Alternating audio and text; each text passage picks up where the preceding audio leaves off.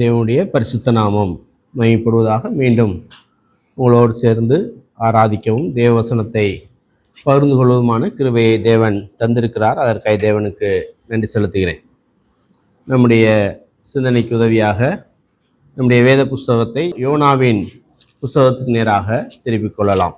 யோனாவின் புஸ்தகம் முதல் 3 வசனங்களை நாம் வாசித்து பின்பு தேவைப்படும் நேரத்தில் நாம் வாசிக்கலாம். யோனாவின் புஸ்தகம் 1வது அதிகாரம் 1 - 3 வரையுள்ள வசனங்கள். அமித்தாயின் குமாரனாகிய யோனாவுக்கு கர்த்தருடைய வார்த்தை உண்டாகி, அவர், நீ எழுந்து மகாநகரமாகிய நினிவேக்கு போய் அதற்கு விரோதமாக பிரசங்கி, அவர்களுடைய அக்கிரமம் என் சமூகத்தில் வந்து எட்டினது என்றார்.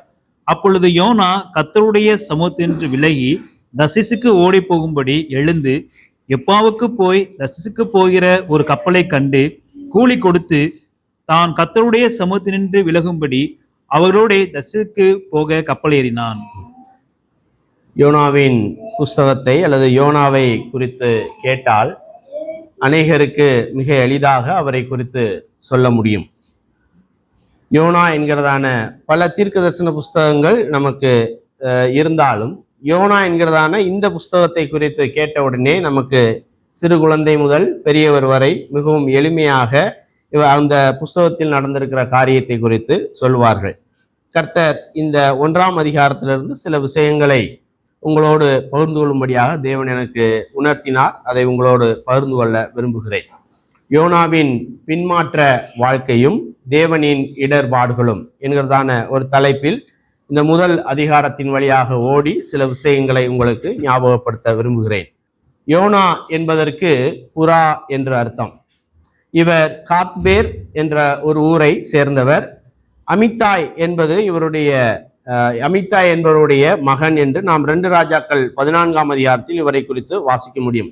ரெகொபயாம் 2 என்கிறதான 2ஆம் ரெகொபயாம் என்கிறதான ஒரு மன்னனின் ஆட்சி காலத்தில் இந்த யோனா வாழ்ந்திருக்கிறார்.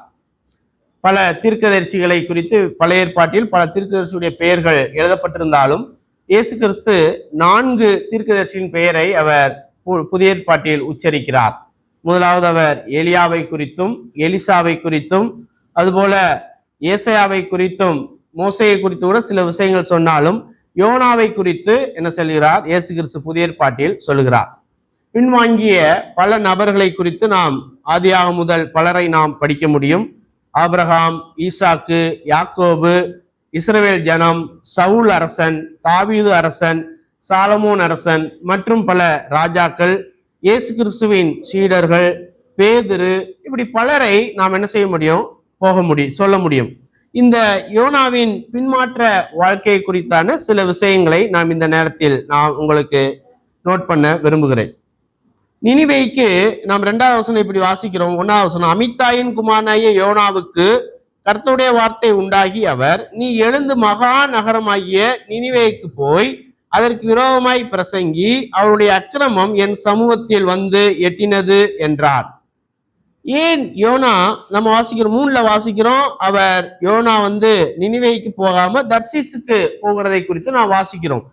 ஏன் அவர் நினிவேக்கு போகாமல் தர்சீசுக்கு போகினார் என்று நாம் சொல்லும் பொழுது சிலர் இதை குறித்து சொல்லும் பொழுது, இந்த நினிவே பட்டணத்தார் யாரை உயிரோடு வருவாங்க, வந்து கைதிகளை உயிரோடு பிடித்து உயிரோடு அவர்கள் கட்டி வைப்பார்கள். கட்டி வைத்து உயிரோட தோலை அவர் என்ன செஞ்சிருவாங்கன்னா அறுத்து அப்படியே உரிச்சு எடுத்துருவாங்க.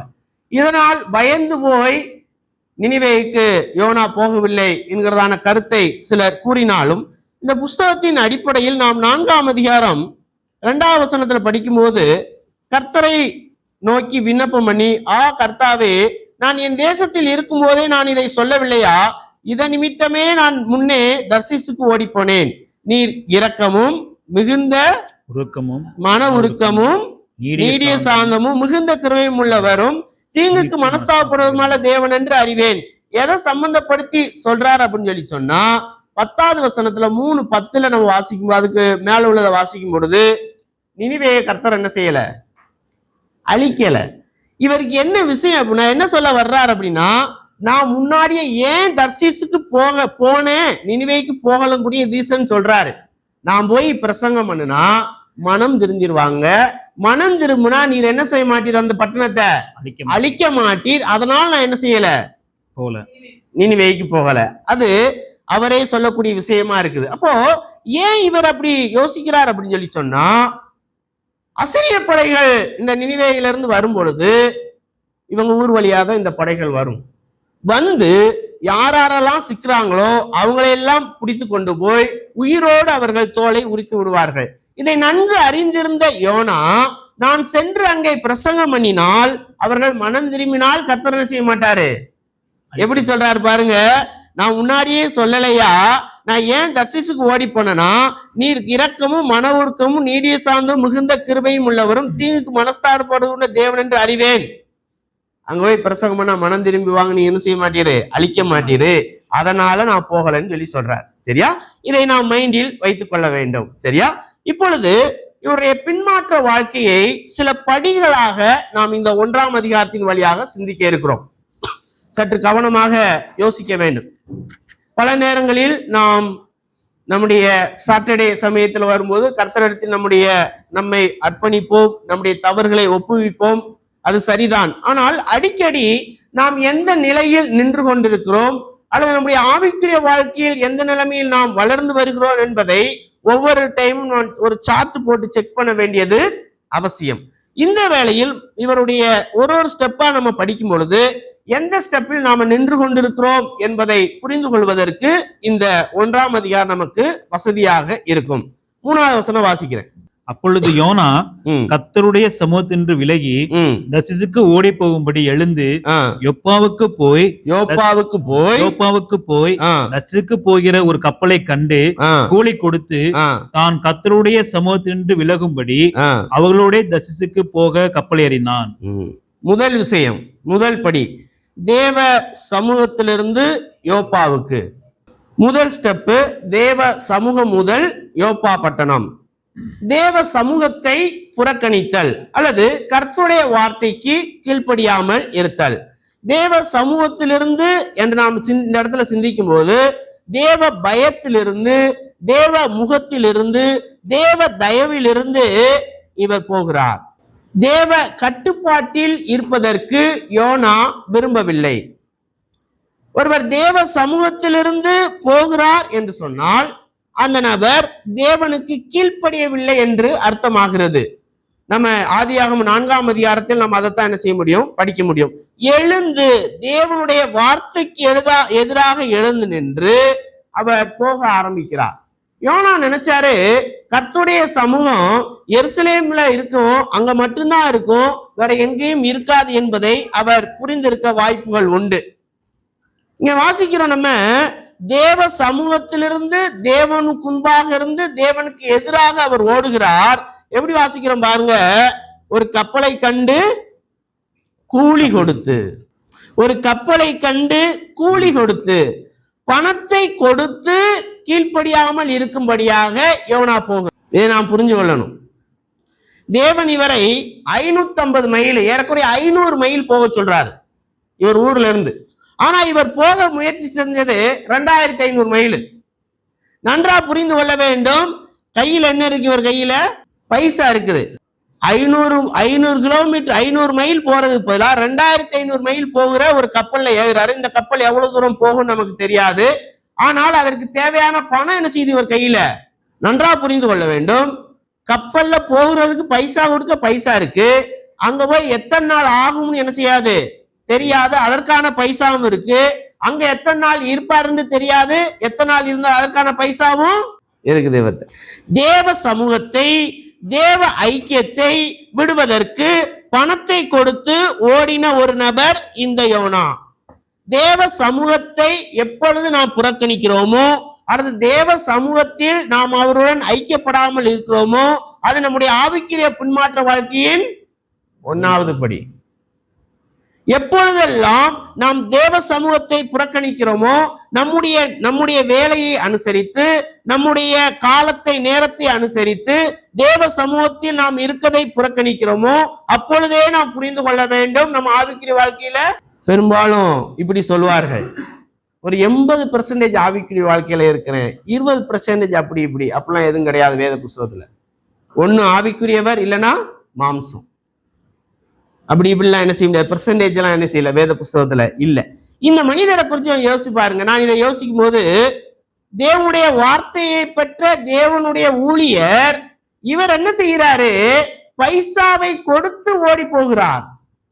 தேவ சமூகத்தை எப்பொழுதெல்லாம் நாம் புறக்கணிக்கிறோமோ, டைம் இல்ல அவருடன் ஐக்கியப்படுவதற்கு, கர்த்தருடன் ஜெபம் செய்வதற்கு, கர்த்தருடன் ஐக்கியப்படுவதற்கு, வேத வசனத்தை வாசிப்பதற்கு நமக்கு குறுகிய நேரத்தை நாம் ஒதுக்குகிறோம் என்று சொன்னாலே நாம் புரிஞ்சுக்கணும் நம்ம ஒன்னாவது ஸ்டெப்ல என்ன செஞ்சிருக்கோம். இவர் தேவ சமூகத்தை விட்டு ஓடி போக முயற்சிக்கிறார். ஆக்சுவலா யோனா மிகச்சிறந்த வேத வல்லுநர்னு சொல்ல முடியும். அதை நான் பின்னாடியும் நோட் பண்றேன். ஏன்னா இந்த 2ஆம் அதிகாரத்தை குறித்து நான் எங்கெங்கெல்லாம் இந்த வசன பகுதியில் இருக்குன்னு சொல்லிட்டு கிராஸ் ரெஃபரன்ஸ் எடுத்து பார்த்தா 73 சங்கீதத்திலிருந்து வருது இந்த வார்த்தைகள் எல்லாம். இந்த 2ஆம் அதிகாரத்தை எடுத்து பார்த்தா அவ்வளவு ஆழமாக சங்கீத புஸ்தகத்தில் அனைத்தையும் இந்த யோனா அறிந்திருக்கிறார். அப்படி இருக்கக்கூடிய நபர் தேவ சமூகத்தை விட்டு போக முடிகிறது. அது கீழ்ப்படியாமையின் அடையாளம். முதல் விஷயம் நம்ம பார்க்கும் பொழுது தேவ சமூகத்திலிருந்து யோப்பா பட்டணம், கர்த்தருடைய சமூகத்தை விட்டு ஓடுகிற ஒரு யோனா. 2வது நான் வாசிக்கிறோம் 3வது வசனத்திலேயே, தர்சீசுக்கு போகிற ஒரு கப்பலை கண்டு கூலி கொடுத்து தான் கர்த்தருடைய சமூகத்திலிருந்து விலகும்படி அவர்களுடைய தர்சீசுக்கு போக கப்பல் ஏறினான். தேவ சமூகம் டு யோப்பா. இப்போ தரையிலிருந்து கப்பலுக்கு, இந்த ஸ்டெப்பை நீங்க கவனமா கவனிச்சுக்கிட்டே வாங்க, போக உங்களுக்கு அப்படியே புரிஞ்சுக்கிட்டே வரும். தேவ சமூகம் டு யோப்பா. இப்ப தரையிலிருந்து, நிலத்திலிருந்து கப்பலுக்கு. அவிவிசுவாசிகளுடன் தோழமை. யோனா பணத்தை செலவழித்து அவிவிசுவாசிகளுடன் ஐக்கியப்பட்டார். 4வது வசனம் பாருங்க, கர்த்தர் சமுத்திரத்தின் மேல் பெருங்காற்றை வரவிட்டார், அதனால் கடலிலே கப்பல் தான் உடையும் என்று கப்பல் நினைக்கும் அளவிற்கு, அப்படிதான் ஹீப்ரூல இருக்குது. கப்பல் நினைச்சுச்சான் தான் உடைஞ்சிரும்னு நினைச்சுச்சான், அந்த அளவுக்கு பெரிய கொந்தளிப்பு உண்டாயிற்று. மற்றவர்களுக்கு தெரியாது ஏன் கடல் கொந்தளிப்பு வந்துச்சுன்னு, ஆனா யோனாவுக்கு என்ன செய்யும், தெரியும், நல்லா தெரியும். தெரிஞ்சே இந்த இடர்பாடுகளை கர்த்தர் அனுமதிக்கிறார் என்று யாருக்கு தெரியும், யோனாவுக்கு தெரியும். சில வேத வல்லுநர்கள் சொல்லும் போது இந்த கப்பல்ல அது போகக்கூடிய சில சூழ்நிலைகளை அவர் ஆராய்ச்சி செய்து 70 நாட்டை சேர்ந்த மக்கள் இந்த கப்பலில் இருந்திருக்க கூடும் என்று என்ன செய்யறாங்க, அவங்க அனுமானிக்கிறாங்க. இப்ப பாருங்க, அவர்களுடன் சென்றார். யோனா அந்த கப்பலை கண்டு அவர்களுடன் சென்றார். அவர்கள் உதவி செய்வார்கள் என்று இவர் எதிர்பார்த்தார். ஆரம்பம் நல்லாதான் இருந்துச்சு இல்லையா, அவங்களோட போகும்போது ஆரம்பம் நல்லாதான் இருந்துச்சு. ஆனா முடிவு, கர்த்தரை அறியாத ஒரு மக்கள் கூட்டத்தோடு கர்த்தருக்கு கீழ்ப்படியாத ஒரு மனிதர் இப்பொழுது அவர்களுடன், அவிசுவாசிகளுடன் அவர் தொடர்ந்து செல்கிறார். அவர்கள் அவரவர்களுடைய தெய்வத்தை வணங்கினார்கள் நம்ம வாசிக்கிறோம். யாருமே இவரை தவிர்த்து யாருமே யெகோவா தெய்வத்தை என்ன செய்யல, இங்க வணங்கவே இல்லை. நாம் புரிந்து கொள்ள வேண்டும், அவிசுவாசிகளுடனான ஐக்கியம் ஆரம்பத்தில் சுகத்தையும் முடிவில் டேஞ்சரஸையும் கொண்டு வரும். அது நமக்கு மட்டும் இல்ல, அவங்களுக்கும். இதை நாம புரிஞ்சுக்கணும். அவிசுவாசியுடைய தோழமை நமக்கு மட்டுமல்ல, நாம் யாருடன் ஐக்கியம் கொள்கிறோம் அவர்களுக்கும் பிரச்சனை வரும். அவிசுவாசிகளுடனான ஐக்கியம் அப்படிங்கிறது மிகப்பெரிய ஆபத்து. ஒரு மனிதர், ஒரு தேவ ஊழியருடன் நான் பேசிக் கொண்டும் போது அவர் சொன்னார், ஒரு விசுவாசிக்கு நண்பர்கள் யார் இருக்குன்னு தெரியுமா, விசுவாசிகள் மட்டும்தான் இருக்கும். மற்றவருடன் பழகுவது என்பது வேறு. ஒரு விசுவாசிக்கு எத்தனை வயதாக இருந்தாலும், சிறுவராக வாலிபராக இருந்தாலும் வயதுகளாக இருந்தாலும் அவர்களுக்கு இருக்க வேண்டிய நண்பர்கள் விசுவாசிகளாக மாத்திரம்தான் இருக்க வேண்டும். நான் இதை குறித்து சிந்திக்கும் போது நாம யோனத்தானுக்கும் தாவீதுக்கும் இடையிலான அந்த நட்பை யோசிச்சு பாருங்க. இருவரும் தெய்வத்தின் மேல் அவர்கள் பக்தி உள்ளவர்கள், அப்படித்தான் அங்க இருக்குது. அந்த ஐக்கியம் மட்டும்தான் இருவருக்கும் வலுவை தரும். அந்த ஐக்கியம் மட்டும்தான் விட்டு கொடுத்தலை தரும். அந்த ஐக்கியம் மட்டும்தான் தேவ சமூகத்தில் அவர்கள் இருந்து உண்மையை மாத்திரம் அவர்கள் பேசிக் கொள்கிறார்கள். அவிசுவாசிகளுடன் நாம் கொண்டிருக்கும் நண்பத்துவம் ஆபத்தை தரும். சில நேரங்களில் மனிதர்கள் மூலமாக வரக்கூடிய சில உதவிகள் நமக்கு கிடைக்கலாம். ஆனா அவிசுவாசிகளுடனான ஐக்கியம் எப்பொழுதுமே ஆரம்பத்தில் நல்லாதான் போகும். இது நமக்கு மாத்திரமல்ல, நன்றாக புரிஞ்சு கொள்ளணும். இப்ப ஒரு விசுவாசி அவிசுவாசியுடன் நெருங்கி ஜீவிக்கிறார், அவர்களுடன் எல்லா காரியங்களிலும் ஈடுபடுகிறார் என்று நாம் வைத்துக் கொண்டால் அது அந்த விசுவாசிக்கு மாத்திரமல்ல, அவிசுவாசிக்கும் ஆபத்து தான் முடியும். அப்போ முதல் விஷயம், தேவ சமூகத்திலிருந்து யோப்பா பட்டணம், இப்ப நிலத்திலிருந்து கப்பல். மூன்றாவது, கப்பல் மேல் தளத்திலிருந்து கப்பல் கீழ்த்தளம். வசனம் 5 வாசிங்க. அப்பொழுது கப்பல்காரர் பயந்து அவனவன் தன் தன் தேவனை நோக்கி வேண்டுதல் செய்து பாரத்தை லேசாகும்படி கப்பலில் இருந்த சரக்குகளை சமுத்திரத்தில் எரிந்து விட்டார்கள். யோனாவோ வென்றால் கப்பலின் கீழ்த்தட்டில் இறங்கி போய் படுத்துக்கொண்டு அயர்ந்த நித்திரை பண்ணினான். தேவ சமூகம் டு யோப்பா பட்டணம், நிலத்திலிருந்து கப்பலுக்கு, இப்ப கப்பலின் மேல் தளத்திலிருந்து கப்பலின் தன்னை தனிமைப்படுத்திக் கொள்ளுதல். அவர் தன்னையே தனிமைப்படுத்திக் கொண்டார். இப்ப கப்பலின் மேல் தளத்திலிருந்து என்ன நடந்திருக்கும்? 6வது வசனம் பாருங்க. அப்பொழுது மாலினி அவனிடத்தில் வந்து, நீ நித்திய பெறுவது என்ன? எழுந்திருந்து உன் தேவனை நோக்கி வேண்டிக்கொள், நாம் அழிந்து போகாதபடிக்கு சுவாமி ஒருவேளை நம்மை நிலைத்தருவார். எல்லாரும் என்ன செய்யறாங்க? அவங்க தெய்வத்தை நோக்கி வேண்டுதல் பண்றாங்க. இவர் யாரை நோக்கி வேண்டுதல் பண்ணணும்? தேவனை நோக்கி வேண்டுதல் பண்ண தேவன் என்ன கேட்பாரு? யோனா, நீ எங்க என்ன பண்ணிக்கிட்டு இருக்கிற? ஓடி போறார் ஆளு. கப்பலில் மக்கள் யாராவது அவரவர் தெய்வத்துடன் அவர்கள் ஜெபித்தார்கள். ஆனா இவர் என்ன செய்யல? ஜெபிக்கல. யோனா ஜெபம் செய்தால் கர்த்தர்ட்ட பேசணும். கர்த்தர்ட்ட பேசினா கர்த்தர் கேட்பாரு, நீ இங்க என்ன பண்ணிக்கிட்டு இருக்க? நான் சொன்ன இடத்துக்கு நீ போகலையான்னு கேட்பாரு. இவர் என்ன பண்றாரு? மனிதனிடம் இருந்தும் தேவனிடம் இருந்தும் தன்னை தனிமைப்படுத்திக் கொண்டார். அவருக்கு ஜெபம் பண்ண விருப்பம் இல்லை. நல்லா தெரியும் இவர்னாலதான் என்ன வந்திருக்கு, இப்போ பிரச்சனை வந்திருக்குன்னு தெரியும். இவர் ஜெபம் பண்ணா கர்த்தர்கிட்ட பேசணும், கர்த்தர் கேட்பாரு. இவருக்கு ஜெபம் பண்ண விருப்பம், எல்லாம் வேண்டுதல் செய்யறாங்க. 5வது வசனத்துல எல்லாரும் பார்க்கும்படியாக இவர் போயிருக்கணும். தேவ சமூகத்தில் காணப்படல அப்படின்னு வச்சுக்கோங்களேன், மனுஷனையும் ஃபேஸ் பண்ண முடியாது, தெய்வத்தையும் ஃபேஸ் பண்ண முடியாது. துக்கம் என்னத்தை கொண்டு வரும்? உறக்கத்தை கொண்டு வரும். கப்பலின் கீழ்த்தனத்திற்கு இவர் போகிறார். அவிசுவாசிகள் யாராவது இவரை பார்த்து, ஏய் நீ ஜெபம் இல்லையா அப்படின்னு கேட்டா, ஜெபம் செய்யாமல் வேதம் வாசிக்காமல் இருப்பது பின்மாற்ற வாழ்க்கையின் 3வது படி. கர்த்தருடைய சமூகத்தில் ஜெபிப்பதற்கு நமக்கு முடியவில்லை என்பதை காட்டிலும் ஜெபிப்பதற்கு விருப்பமில்லை என்று சொன்னால் நிச்சயமாக நாம் பின்மாற்ற வாழ்க்கையில் இருக்கிறோம். இது ஒரு சைனு. அப்ப எப்படி இதுல இருந்து தப்பிக்கலாம்? ஜெபம் பண்ணணும், வேற வழி கிடையாது. கர்த்தருடைய சமூகத்தில் ஜெபம் பண்ண நமக்கு விருப்பமில்லை என்று சொன்னால் என்ன செய்யணும் அப்படின்னா, ஜெபம் தான் பண்ணணும், வேற வழியே கிடையாது. வேத புத்தகத்துல இப்படி ஜெபம் பண்ண நமக்கு ஆர்வமும் ஜெபம் பண்ண நமக்கு விருப்பமும் இல்லை என்றால் நாம் புரிந்து கொள்ளணும், எத்தனாவது ஸ்டெப்ல இருக்கும்? 3வது. ரொம்ப முக்கியமான ஒரு விஷயம். பல நேரங்களில் நம்ம ஜெபிப்பதற்கு வேதம் வாசிப்பதற்கு ஒரு விதமான மனமடிவு என்ன செய்யும்? நமக்கு உண்டாகத்தான் செய்யும். இல்லை என்று யாரும் என்ன செய்ய முடியாது, மறுக்க முடியாது. யார்? எலியா என்ன செய்யறாரு? போய் நல்லா சாப்பிட்டுட்டு தூங்குறாரு. எல்லாருக்கும் அது ஏற்படுங்க. இதையும் நாம் புரிந்து கொள்ள வேண்டும். இந்த மனிதன் இந்த யோனாவுக்கு என்ன பண்றாரு? ஜெபம் பண்ண விருப்பம் இல்லை. அது பின்மாற்ற வாழ்க்கையின் 3வது படி. தன்னை தனிமைப்படுத்திக் கொண்டார்.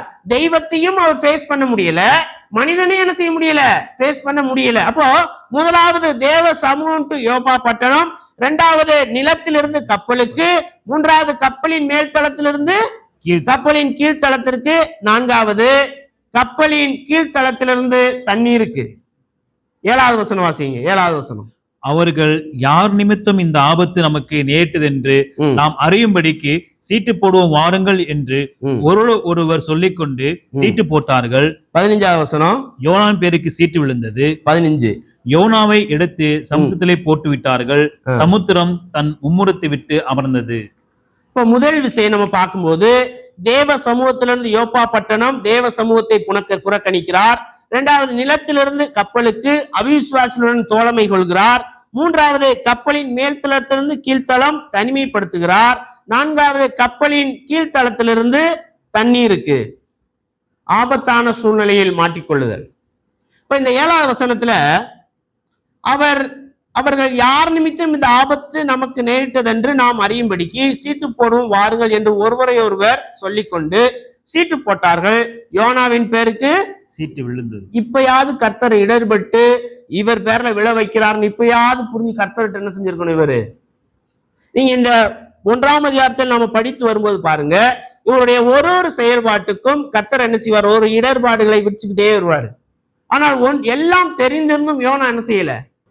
சீட்டு போடுதல் அப்படிங்கிறது அந்த காலத்துல ஒரு நாடுகள் என்ன செய்வாங்க, சீட்டு போட்டு என்ன செய்வாங்க, சில விஷயங்களை முடிவு செய்வார்கள். அப்போ இந்த இடத்துல என்ன வருது அப்படின்னு சொல்லி சொன்னா, புறஜாதிகள் மாத்திரமல்ல இஸ்ரவேலரும் சீட்டு போட்டு என்ன செய்வாங்க, சில விஷயங்களை முடிவு செய்வார்கள். 8வது வசனத்துல அப்பொழுது அவர்கள் அவனை நோக்கி, யார் நிமித்தம் இந்த ஆபத்து நமக்கு நேரிட்டது என்று நீ எங்களுக்கு சொல்ல வேண்டும். உன் தொழில் என்ன, நீ எங்கிருந்து வருகிறாய், உன் தேசம் என்ன, நீ என்ன ஜாதியான் என்று கேட்டார்கள். அவிசுவாசிகள் விசுவாசியை பார்த்து கேள்வி கேட்கிறாங்க. நீ எந்த ஊரு, உன் வேலை என்ன, எந்த ஊருக்கு போற, என்ன ஜாதியான்னு என்ன செய்யறாங்க இவங்க கேட்கிறாங்க. ஏன் அப்படி கேட்கிறாங்க அப்படின்னு சொல்லி சொன்னா, இந்த மாதிரி ஆபத்துக்கள் நடக்கும்போது அந்த கிழக்கத்திய நாகரிகத்தில் உள்ள ஒரு விஷயம் என்ன, இந்த மாதிரி கடல் கொந்தளிப்பு வரும்போது என்ன யோசிப்பாங்க அப்படின்னா, இந்த ஏதாவது ஒரு கொடுமையான குற்றத்தை செஞ்சுட்டு இப்படி வந்ததுனால இயற்கையை கட்டுப்படுத்துகிற தெய்வம் இந்த கடல் அலையை கொண்டு வந்தது என்ன செய்வாங்க, அவங்க நம்புவாங்க. நீங்க படிக்கும் பொழுது பவுல் அப்போஸ்தலன் என்ன செய்யறாரு, ஒரு தீவுக்கு போறாரு. அவரை கையில் என்ன செய்யுது, ஒரு பாம்பு கொத்துனோடனே அவங்க என்ன நினைக்கிறாங்க, இவன் கொடுமையான ஆளு, கடல்ல இருந்து தப்பிச்சாலும் அந்த தெய்வம் என்ன செய்யல இவங்களை. ஏன்னா இந்த ஐடியா கிழக்கத்திய நாகரிகத்தில் உள்ளது. இதே அடிப்படையில தான் இவன் யாரு, இவன் எந்த ஊருக்காரன், எந்த நாட்டை சேர்ந்தவன். இந்த நாடு கொடுமையான பல நாடுகள் இருந்தது, அந்த நாட்டில இருந்து வந்துருந்துச்சுன்னா அவன் மூலமாக நமக்கு இந்த பிரச்சனை வந்துரும் அறிந்திருந்த இந்த நபர்கள் இப்படி என்ன செய்யறாங்க, கேட்கிறாங்க. 9வது வசனம் பாருங்க. அதற்கு அவன், நான் எபிரேயன், சமுத்திரத்தையும் பூமியையும் உண்டாக்கின பரலோகத்தின் தேவனாய கர்த்தர் இடத்தில் பயபக்தி உள்ளவன் என்றான். என்ன ஒரு பெரிய அடிச்சு விடுறாரு பாருங்க. அவரை பத்தி சொல்ல கட்டாயப்படுத்தப்படுறாரு. எப்படி சொல்றாரு, நான் எபிரேயன். எபிரேயன் சொன்ன உடனே அவங்களுக்கு என்ன புரியும், இஸ்ரவேல் நாட்டை சேர்ந்தவன். இஸ்ரவேல் நாட்டை சேர்ந்த உடனே அவங்களுக்கு என்ன புரியும், யெகோவா தெய்வத்தை பத்தி நல்லாவே என்ன செய்வங்களுக்கு தெரியும். அடுத்து அதுல படிங்க. சமுத்திரத்தையும் பூமியையும் உண்டாக்கின பரலோகத்தின் தேவனாகிய கர்த்தரிடத்தில் பயபக்தி உள்ளவன் என்றான். பயபக்தி உள்ளவன் சொல்றாரு, பயமும் கிடையாது பக்தியும் கிடையாது. பாருங்க, இந்த லைனை கொஞ்சம் கவனிச்சு பாருங்க. வானத்தையும் பூமியையும் சொல்லல, அவரு எப்படி சொல்ல வர்றாரு, சமுத்திரத்தையும் பூமி. இதுலயே பதிலே சொல்றாரு, ஏன் மூலமா என்ன செஞ்சிருக்கு, இந்த சமுத்திரத்தை இவர் தான் கட்டுப்படுத்துறாரு, நல்லா தெரியுது. பூமியை இவர் தான் கட்டுப்படுத்துறாரு. பயமும் இல்லை பக்தியும் இல்லை. நான் தேவனிடத்தில் பயபக்தி உள்ளவன் என்று சொன்னாலும் பயம் இல்ல பக்தி இல்ல. 10வது வசனம் பாருங்க. அவன் கர்த்தருடைய சமூகத்தினின்று விலகி ஓடி போகிறவன் என்று தங்களுக்கு அறிவித்ததினால் அந்த மனுஷர் மிகவும் பயந்து அவனை நோக்கி, நீ ஏன் இதை செய்தா என்றார்கள். இதுல நீங்க வாசிச்சு பார்க்கும்போது முதல் 17 வசனத்துல எங்கேயாவது யோனா பயப்பட்டதா இருக்குதா? எங்கேயும் இருக்காது. ஆனா இவனுடைய செயல்பாடை கண்டு யாரு பயப்படுறா? கப்பலில் இருக்கிறவர்கள். அவிசுவாசிகள் மத்தியில் தன் தவறை ஒத்துக்கொள்ளக்கூடிய சூழ்நிலை யோனாவுக்கு வந்து செஞ்சிருச்சு, வந்துருச்சு. தேவனோடு பேசணும், பேசல. அவிசுவாசிகள் மத்தியில் தன் குற்றத்தை ஒத்துக்கொள்ளக்கூடிய ஒரு சூழ்நிலைக்குள்ளாக யோனா என்ன செய்யறாரு, கடத்தி விடப்படுகிறார். இப்பொழுது கூட இவர் கர்த்தரிடத்தில் என்ன செய்யல, வரல. 10வது வசனம் பாருங்க. அவன் கர்த்தருடைய சமூகத்திலிருந்து ஓடி போகிறவன் என்று தங்களுக்கு அறிவித்ததினால் அந்த மனுஷன் மிகவும் பயந்து அவனை நோக்கி, நீ ஏன் இதை செய்தாய் என்றார்கள். 11 பாருங்க. பின்னும் சமுத்திரம் அதிகமாய் கொந்தளித்துக் கொண்டே இருந்தபடியால் ஆ அவர்கள் அவனை நோக்கி, ஆ சமுத்திரம் நமக்கு அமரும்படி நாங்கள் உனக்கு என்ன செய்ய வேண்டும் என்று கேட்டார்கள். நல்லா புரிஞ்சுக்கிட்டாங்க. சமுத்திரத்தையும் பூமியையும் அடக்கி ஆளக்கூடியவருடைய தாசன்னு புரிஞ்சுக்கிட்டாங்க. அப்ப நான் உங்களுக்கு சமுத்திரம் இது நிக்கிறதுக்கு நாங்க என்ன செய்யணும்? இப்ப இதை நீங்க தெளிவா புரிஞ்சுக்கோங்க. இந்த 11ஆம் வசனத்துல தேவன் பரலோகத்துல இருக்கிறார். கப்பல்ல இருக்கவங்க எல்லாம் ஒரு சைடு இருக்கிறாங்க, இவர் மட்டும். இந்த சூழ்நிலையை கொஞ்சம் கற்பனை பண்ணி பாருங்க. பின்மாற்ற வாழ்க்கை வாழ்ந்தால் தேவனையும் ஃபேஸ் பண்ண முடியாது, மனிதனையும் ஃபேஸ் பண்ண முடியாது. மனிதன் குற்றப்படுத்துவான். ரொம்ப மோசமான ஒரு சூழ்நிலை. இவர்கள் ஒரு பக்கம், இவர் ஒரு பக்கம், மற்றவர்கள் எல்லாம் ஒரு பக்கம். கர்த்தருடைய சமூகத்தை புறக்கணித்ததினால் மிகவும் ஆபத்தான ஒரு சூழ்நிலையில் இவர் இருக்கிறார். இப்பொழுது இவர்கள் என்ன வேணாலும் என்ன செய்யலாம். ஒரு விசுவாசி அவிசுவாசியினால் குற்றப்படுத்தப்பட்டது மாத்திரமல்ல, அந்த குற்றத்தை அவர் என்ன செய்யறாரு? ஒத்துக்கொள்ளக்கூடிய சூழ்நிலை இருக்கிறது. தேவனுக்கு எவ்வளவு இழுக்கை கொண்டு வரும் என்பதை நாம் அறிந்து கொள்ள வேண்டும். 15ஆம் வசனம் பாருங்க. யோனாவை எடுத்து சமுத்திரத்தில் போட்டு விட்டார்கள். நல்லா அதை கவனிக்கணும். அவர்கள் சமுத்திரத்திலே போட்டு விட்டார்கள். உடனே சமுத்திரம் என்ன செஞ்சிருச்சு? அமர்ந்தது. அவிசுவாசிகள் மத்தியில் கெட்ட சாட்சி உடைய ஒரு விசுவாசி தேவனுக்கு உகந்தவர் அல்ல. இது பின்மாற்ற வாழ்க்கையின் 4வது நிலைமை. ஒரு அவிசுவாசி நம்மை பார்த்து குற்றம் சொன்னால் அல்லது குற்றம் சொல்லுவதற்கு ஏதுவாக நாம் நடந்து கொண்டால், எத்தனாவது படியில இருக்கிறோம்? 4வது படி. சில நேரங்கள் சில அவிசுவாசிகள் நம்மளை பார்த்து இப்படி சொல்லலாம், செய்யாததுக்கு குற்றம் சொல்லலாம், அது வேற விஷயம். ஆனால் நாம் செய்வதை அவர்கள் கண்டறிந்து நம்மளை குற்றப்படுத்தினால் 4வது ஸ்டெப்ல இருக்கு. 5வது ஸ்டெப் வரலாம். இப்போ 17வது வசனம் வாசிங்க. யோனாவை விழுங்கும்படி ஒரு பெரிய மீனை கர்த்தர் ஆயத்தப்படுத்தியிருந்தார். அந்த மீன் வயிற்றிலே யோனா இராப்பகல் 3 நாள் இருந்தான். ஓகே, முதலாவது தேவ சமூகத்திலிருந்து யோப்பா பட்டணம், 2வது நிலத்திலிருந்து கப்பலுக்கு, 3வது கப்பல் மேல்தளத்திலிருந்து கப்பலின் கீழ்த்தளம், 4வது கப்பலின் அடியிலிருந்து கடல் நீர், 5வது கடல் நீரிலிருந்து மீனின் வாய். பாருங்க, 17ல யோனாவை விழுங்கும்படி ஒரு பெரிய மீனை கர்த்தர் ஆயத்தப்படுத்தி இருந்தார்.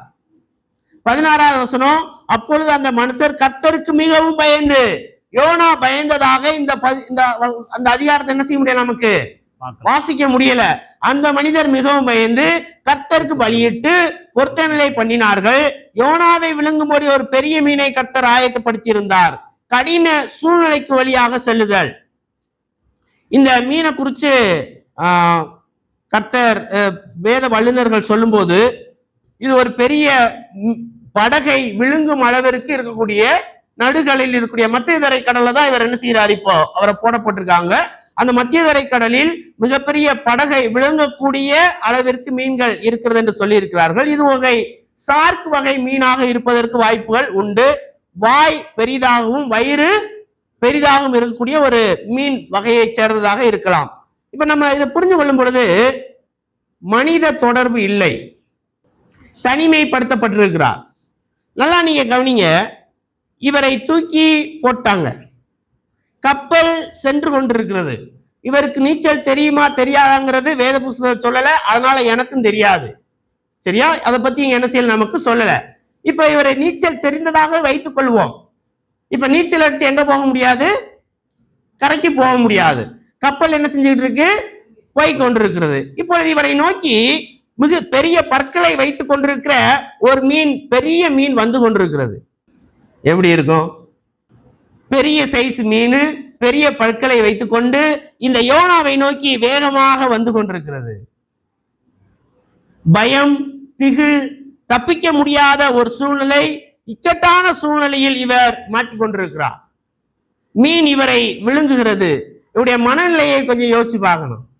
பேசாம எங்கேயே இருந்திருக்கலாம், நினிவேக்கு என்ன செஞ்சிருக்கலாம், போயிருக்கலாம். ஒருவேளை இவங்க நம்மளை தூக்கி போடுறதுக்கு முன்னாடி தூக்கி போட வேணாம், நான் ஜெபம் பண்றேன், ஜெபம் பண்ணா ஒருவேளை ஆண்டவர் நிறுத்திருப்பாரோ? பின்மாற்ற வாழ்க்கையின் 5வது படி என்று சொல்லும் பொழுது மிக மிக கடுமையான எதிர்கொள்ள முடியாத சூழ்நிலையின் வழியாக கடந்து செல்வது. ஒரு விசுவாசி பின்வாங்கி போவாரே, ஆனால் மிக கடுமையான எதையும் எதிர்கொள்ள முடியாத தன்னுடைய பிரத்யேகத்தினால் தேவனை அணுக முடியாமலும் தான் முயற்சி செய்ய முடியாமலும் இருக்கக்கூடிய மிக மிக கடுமையான வழியின் வழியாக அவர் கடந்து செல்வார். தேவன் அனுமதிப்பு என்பது வேறு, தாவீதுக்கு வந்தது என்பது வேறு, சவுலுக்கு வந்தது என்பது வேறு. இந்த மனிதனுடைய சிந்தனையை கொஞ்சம் யோசிச்சு பாருங்க. தண்ணீரிலிருந்து மீன் வாய்க்கு இவர் செல்லுகிறார். அடுத்த ஸ்டெப் பாருங்க, 17வது வசனம். யோனாவை விழுங்கும்படி ஒரு பெரிய மீனை கர்த்தர் ஆயத்தப்படுத்தி இருந்தார். அந்த மீன் வயிற்றிலே யோனா ராப்பகல் 3 நாள் இருந்தார். மீன் வாயிலிருந்து மீன் வயிறு, மிக மிக கடுமையான தாங்கிக் கொள்ள முடியாத சூழ்நிலை வழியாக கடந்து செல்லுதல். இந்த சார்க் வகை மீனாக இருப்பதினால் வயிற்றிலே சிறிதளவு இதுக்கு என்ன செய்யும், ஆக்சிஜன் இருக்கும், சரியா? மேலும் தேவன் இதை செய்ததினால் 3 நாட்கள் யோனா உயிரோடு வாழ்வதற்கு தேவையான காரியம் அந்த மீன் வயிற்றில் என்ன செஞ்சிருக்கு, இருந்திருக்கு, சரியா? இப்போ இந்த மீன்கள் ஆழ்கடல்ல போகும்போது சில நேரங்கள்ல மூச்சு விடுறதுக்கு என்ன செய்யணும், மேல வரணும். இப்ப மேல வரும்போது யோனா எங்க போவாரு, கீழே போவாரு. இது கீழே போகும்போது யோனா மேல வரும். இத கொஞ்சம் யோசிச்சு பாருங்க. இங்க கடலூர் இல்லையா இது, இப்ப மீன் என்ன செய்யும், நல்லா கிடைக்கும். மீன்லாம் எல்லாரும் கிளீன் பண்ணுவீங்க. மீன் வயிற்றுல என்ன இருக்கும், கழிவுகள். நல்லா சிந்தனையோ இது நீங்க அதை யோசிச்சாதான் இந்த விஷயம் 3 நாள் இருந்தா அப்படிங்கறது மட்டும் விட்டுட்டு போக முடியாது. என்ன நமக்கு யோசிக்க வரும், சிந்தனை வரும். குடல் மட்டுமா இருக்கும், குடலுக்குள்ள இவர் மீன் வயிற்றுல இருக்கிறார் இல்லையா?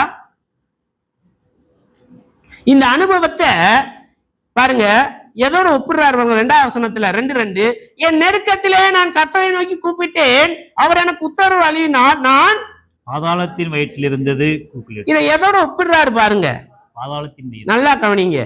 உள்ள 3 நாள் பசி, தாகம், துக்கம், தனிமை, தேவனோடு ஐக்கியம் இல்ல. இவர் என்ன செய்யறார், உள்ள கழிவோடு கலந்து இருக்கிறார். ஆனா ஒரு விஷயம் புரிஞ்சிருக்கு இவருக்கு, தான் சாகவில்லை என்பது என்ன செஞ்சிருச்சு இவருக்கு புரிஞ்சது. வயிற்றுக்குள்ள எப்படி இருக்கும், இருட்டு. எத்தனை முறை துப்புனார்னு எனக்கு தெரியல. அந்த கழிவெல்லாம் போய்தான் ஆகணும். மீன், நான் இப்படி யோசிக்கிறேன், வேத புத்தகத்தில் இல்லை, என்னையா இவன் 3 நாள் ஆச்சு இவனை செரிக்க முடியலன்னு சொல்லி மீனை என்ன செஞ்சுட்டு வெளியே வந்து பூன்னு துப்பிட்டு போயிடுச்சு. இதுதான் அவிசுவாசிகளோடு நம்ம விசுவாச வாழ்க்கையை வாழலைன்னா இப்படித்தான் நிலைமையா இருக்கணும். கெட்ட நாற்றம் இல்லையா, கெட்ட நாற்றம். வெளியில வந்து கக்குனதுக்கு அப்புறம் அவர் உடம்பு அவர் பார்த்தா எப்படி இருந்திருக்கும். சிலர் சொல்லும்போது ப்ளீச் ஆன மாதிரி ஆயிருப்பாரு அப்படின்றாங்க. அதை பத்தி எனக்கு தெரியல. எவ்வளவு மோசமான ஒரு நிலைமைக்கு போயிருக்காரு இல்லையா. கழிவுகளோடு கழிவாக அதை கட் பண்ணி எடுத்து போட்டுட்டு உடனே சோப் போட்டு 4 டைம் கழுவினால் என்ன செய்ய மாட்டேங்குது நமக்கு. பின்மாற்ற வாழ்க்கை வாழ்ந்தால் இப்படித்தான் நம்முடைய வாழ்க்கை நாட்டம் எடுக்கும். தேவனை விட்டு விலகி யோனா ஒவ்வொரு முறையும் போக போக போக கர்த்தர் ஒவ்வொரு முறையும் அவருக்கு இடர்பாடுகளை கொடுத்து கொடுத்து கொடுத்து கொண்டே இருக்கிறார். ஆனால் யோனாவுக்கு அறிந்திருந்தும் ஒரு முறையோடு அவர் என்ன செய்யல, திரும்ப இல்ல. இன்னொரு விஷயத்தையும் யோசிக்க வேண்டியது இருக்கு. இந்த மீன் வேற எதையாவது சாப்பிட்டு இருந்துச்சுன்னா அதை பத்தி நமக்கு தெளிவுகள் என்ன செய்யல, இல்ல. தண்ணியாவது குடிச்சிருந்துச்சுன்னா அதை பற்றி வெளியே இல்ல.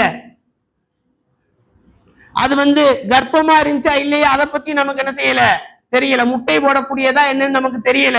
ஆனால் உள்ளே இருக்கும் பொழுது அது பாதாளத்தோடு ஒப்பிடும் அளவிற்கு மிகவும் மோசமானதாக என்ன செஞ்சிருக்குது. இதுதான் ரொம்ப கஷ்டமான ஒரு சூழ்நிலை. கர்த்தருடைய வார்த்தையை விட்டு கர்த்தருடைய சமூகத்தை விட்டு பின்வாங்கி போனால் மிகவும் கடுமையான சூழ்நிலைகளை நாம் அனுபவிக்க வேண்டியது இருக்கும். ஆனா யோனா கொஞ்சம் புத்திசாலி. யோனா தெளிவாக காரியங்களை அனலைஸ் பண்ணி புரிஞ்சுக்கிட்டாரு. என்ன பண்ணிட்டாரு பாருங்க. 2வது அதிகாரம் 1வது வசனத்துல, அந்த மீனின் வயிற்றிலிருந்து கர்த்தர் எந்த இடத்துல இருந்து எப்படிப்பட்ட சூழ்நிலையில இருந்து கூப்பிட்டாலும் தன்னை சேர்த்துக்குவாருன்னு சொல்லி யாருக்கு தெரிஞ்சிருக்கு? யோனாக்கு. உடனே வர்றாரு பாருங்க. கர்த்தரை நோக்கி விண்ணப்பம் பண்ணி, என் நெருக்கத்திலே நான் கர்த்தரை நோக்கி கூப்பிட்டேன், அவர் எனக்கு உத்தரவு அருளினார். நான் பாதாளத்தின் வயிற்றிலிருந்து கூக்குரலிட்டேன், அவர் என் சத்தத்தை கேட்டீர். அது பாருங்க, சமுத்திரத்தின் நடுமையமாகிய ஆழத்திலே நீர் என்னை தள்ளிவிட்டீர், நீரோட்டம் என்னை சூழ்ந்து கொண்டது. எதுக்குள்ள இருந்துட்டு சொல்றாரு? நீ வயிற்றுக்குள். உம்முடைய வெள்ளங்களும் அலைகளும் எல்லாம் என் மேல் புரண்டது. மீன் அப்ப அங்கங்க என்ன செஞ்சிருக்குது? எல்லாம் அறிஞ்சிருக்காரு பாருங்க. இதுதாங்க கம்பேக்ங்கிறது. எந்த சூழ்நிலையில் இருந்தாலும் சரி, கர்த்தரிடத்தில் திரும்பி வருவதை அவர் அப்படியே ஏத்துக்கிறாரு. அதான் விஷயமே. 1வது ஸ்டெப்ல இருந்தாலும் சரி, 6வது ஸ்டெப்ல இருந்தாலும் சரி, வந்தா போதும். இன்னொரு விஷயத்தையும் புரிந்து கொள்ள வேண்டும். அவர் வந்து நின்றுகிட்டு தான் இருப்பாரு, நம்ம கிட்ட வரமாட்டாரு. நாம போனா தான் ஹக் பண்ணுவாரு. இது வேத புஸ்தகத்தில் எல்லா இடத்துலயும் இருக்கக்கூடிய ஒரு விஷயம். அவரை நம்மை நோக்கி வந்து நின்று கொண்டுதான் இருப்பார். நாம தான் என்ன செய்யணும்? போகணும். நாம் எந்த நிலையில் எந்த படியில் இருந்தாலும் சரி, ஏற்றுக்கொள்வதற்கு அவர் என்ன செய்யறாரு? தயாரா இருக்கிறார். எப்படிப்பட்ட சூழ்நிலையில் இருந்தாலும் சரி, இவரை மன்னிச்சு என்ன செய்யறாரு? இவர் திரும்ப கர்த்தர் இவர் என்ன செய்யறாரு?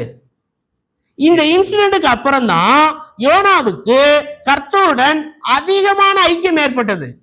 நான் அடிக்கடி சொல்லக்கூடிய விஷயம். இது 4ஆம் அதிகாரம் 2வது வசனம்.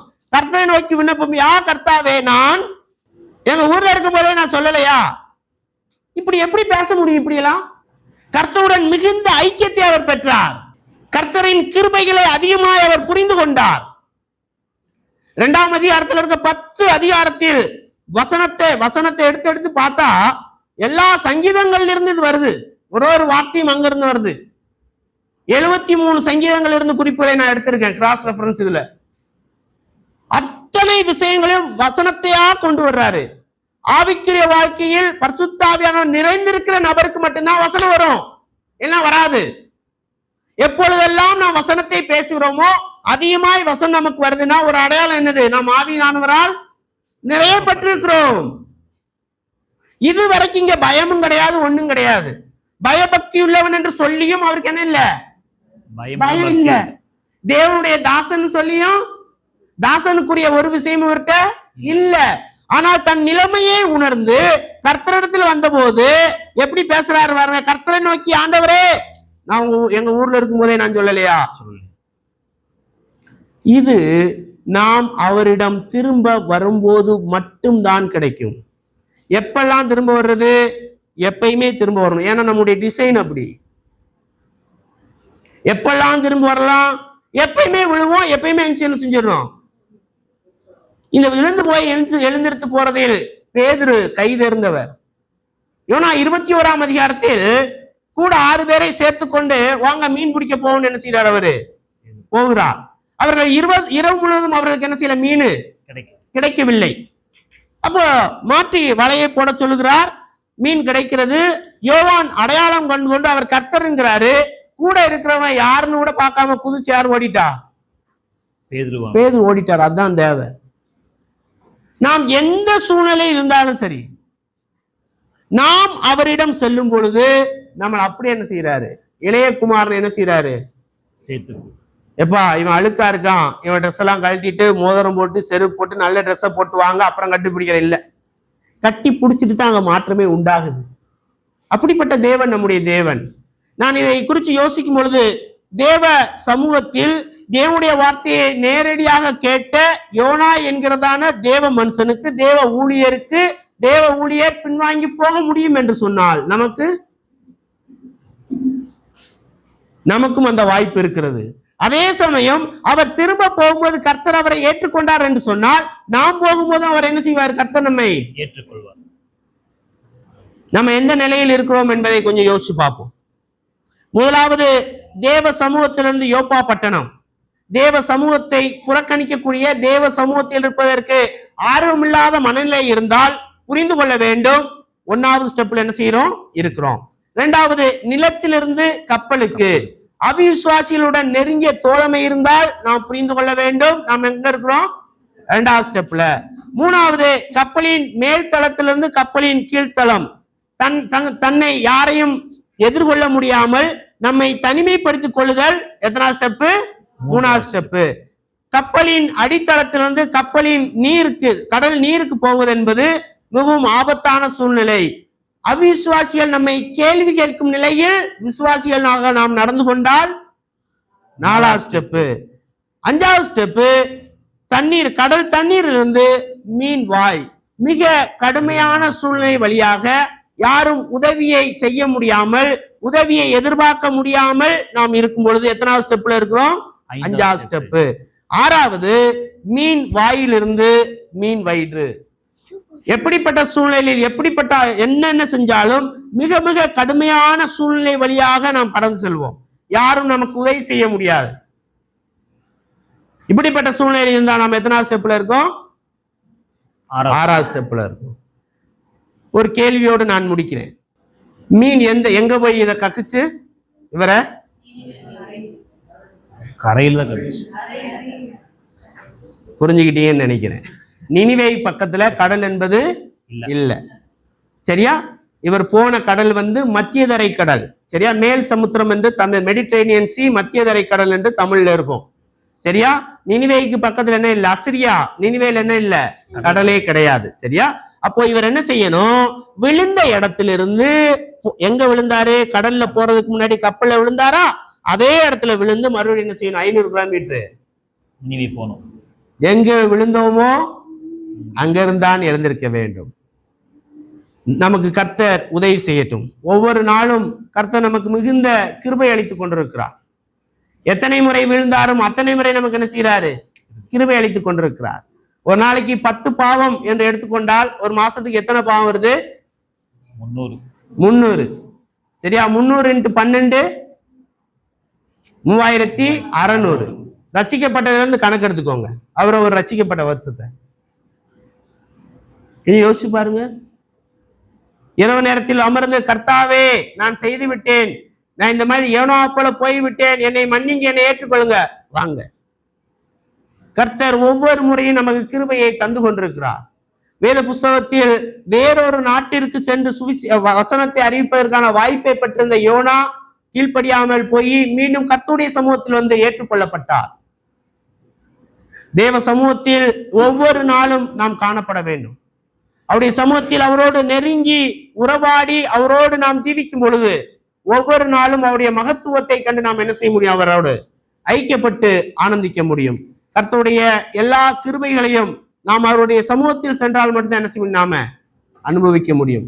யோனாவினுடைய இந்த அனுபவம் சில நேரங்களில் என்னுடைய உங்களுடைய வாழ்க்கையில் என்ன செய்யலாம்? ஏற்படலாம். இந்த ஸ்டெப்ல கூட நாம இருக்கலாம். ஆனால் கிருபையில் இருந்த தெய்வம் எப்பொழுது சென்றால் நம்ம என்ன செய்யறாரு? ஏற்றுக்கொள்கிறார். அவருடைய சமூகத்துக்கு செல்வோம். அவருடன் நாம் ஐக்கியத்தை பலப்படுத்துவோம். தேவனுடைய நாமம் மகிமைப்படுவதாக. ஆமென்.